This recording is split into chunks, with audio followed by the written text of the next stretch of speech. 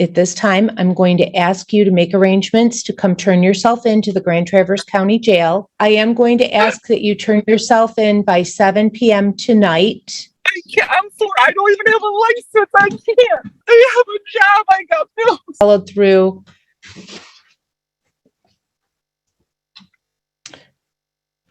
So, Mr. Graff, would you... This defendant just learned the hard way that violating probation is no joke.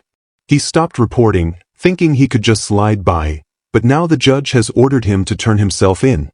At first, he tries to stay calm, like he still has a chance to talk his way out of it. But once the verdict drops, he completely loses it. The calm disappears, and what follows is one of the most awkward, explosive courtroom breakdowns you'll ever see. I see that you're on my docket, but I don't have any paperwork for you, and it's my understanding that you have a Grand Traverse case. Yes. So what I'm going to do is ask the probation department to kindly set this for a probation violation arraignment. I guess. With my understanding, I had thought my attorney, Jake Graff, I don't know if he's in right now, but he had said that sometimes you do cases for Grand Traverse. He is here. Let me pull him in. I think that this was potentially an error, but I don't know. I didn't receive notice of. And I know he struggled to receive notice from the courts about anything in my case, so they weren't being very cooperative for the longest time, even to him. Good morning, Mr. Graff. Can you hear me? Good morning. Yes. So I was just telling Mr. Bunt that I wasn't expecting to see a Grand Traverse case. We could move forward with the, let's see here. Would you like to proceed, Mr. Graff, with the probation violation arraignment this morning? That would be fine if the court would allow it. I think it sounds like there was some confusion. Mr. Bunt received a notice for 11 o'clock today. And so we're ready to be arraigned and set this for a hearing at a later date if the court would be obliged. Okay. Yes.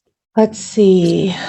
And Mr. Graff, so let me go ahead and call the case. It's case 21-5281 FY1. And we have Jacob Bunt present via Zoom with his attorney, Mr. Graff. We're here for a probation violation arraignment. And Mr. Graff, how would your client like to proceed with this? Good morning, Your Honor. He'd enter a not guilty plea, ask the court to set this for a hearing at a later date, and then we'd also like to, address bond. Okay, very good. All right. So I will ask the probation department to schedule the hearing with Judge Cooney. It looks like there is an active bench warrant currently. And Mr. Graff, what would you like to say about bond?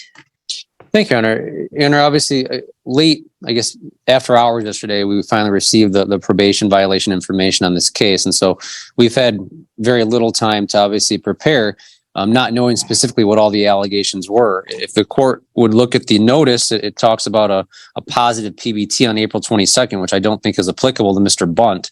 And so obviously going into today, until we received that information last night, we were going in somewhat blind. We do have that information. We do have information we'd like to present on his behalf. I guess the one thing is he retained my services. I reached out to try to take care of the warrant.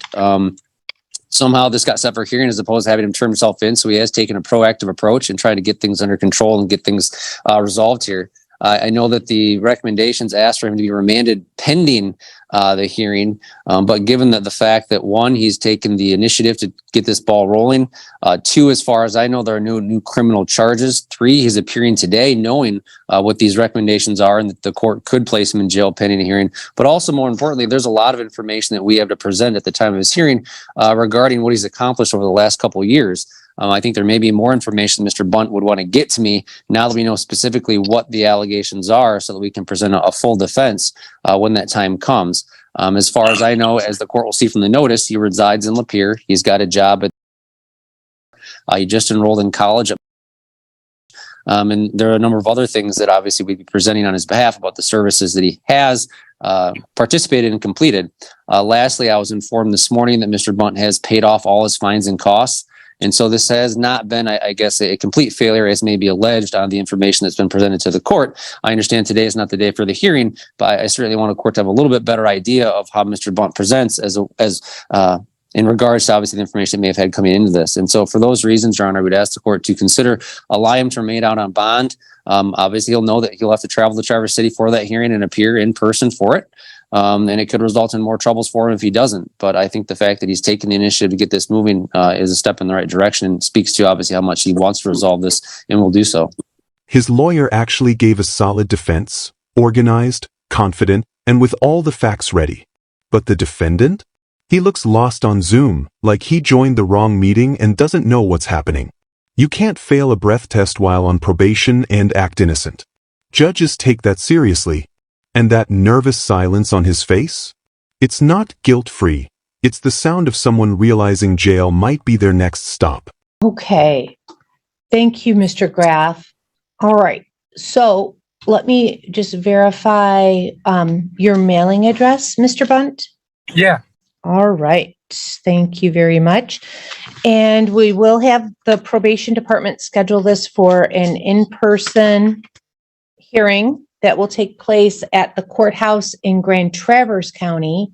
This is an unusual case.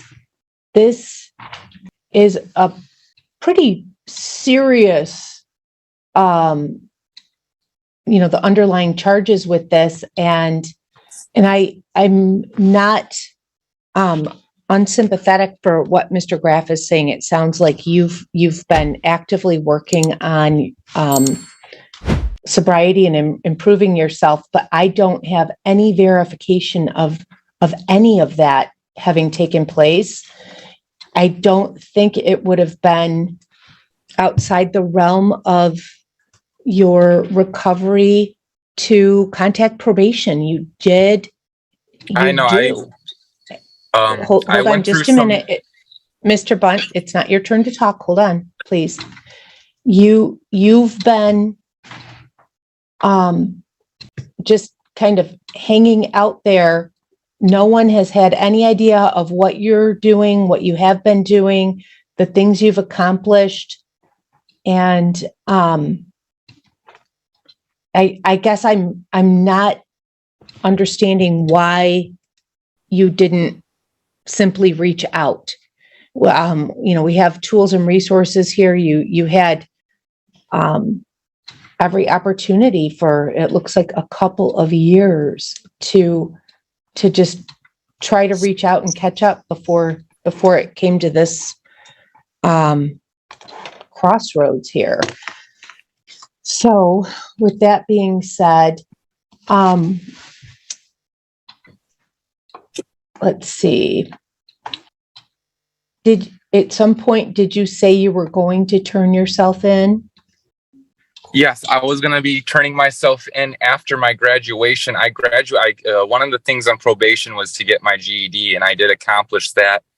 Jake Graff has a photocopy of my diploma. I will be walking and getting a cap and gown.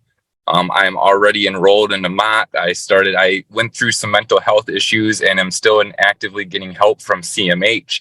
I have a signed waiver of release information for the courts.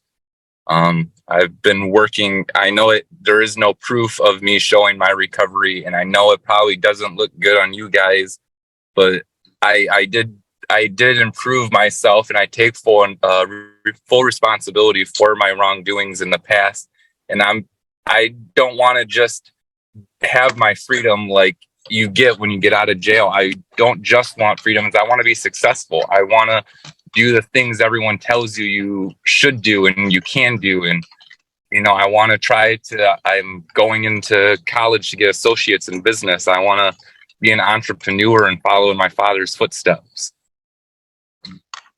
Okay. Thank you, Mr. Bunt, and I do appreciate that. Normally, we laugh at courtroom chaos, but this part hits differently.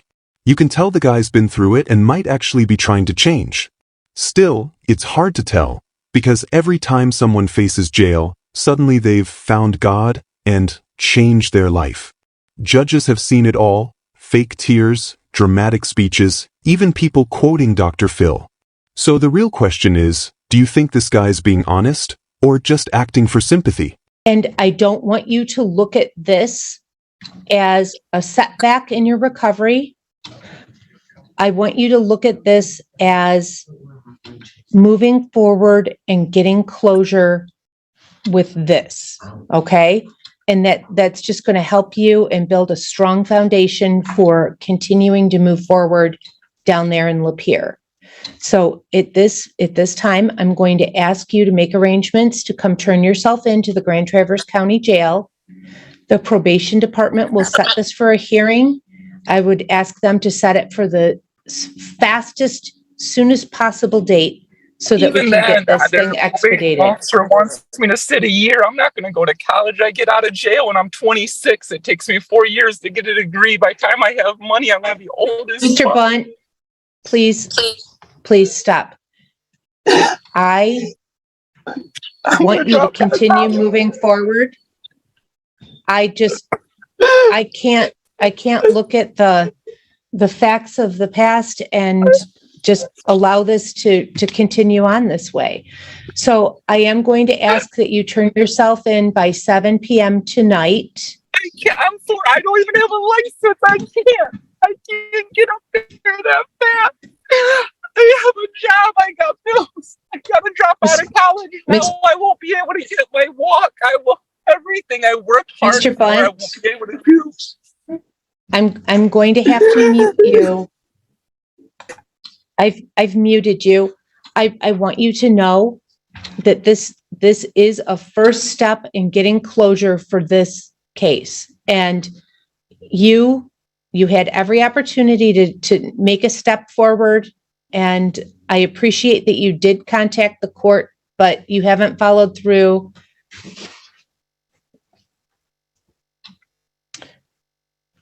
So, Mr. Graff, would you want a brief breakout room with your client? Sure, that'd be fine. I don't want to hold up the court's time. I can call him after court as well. Okay. I'm not sure if it would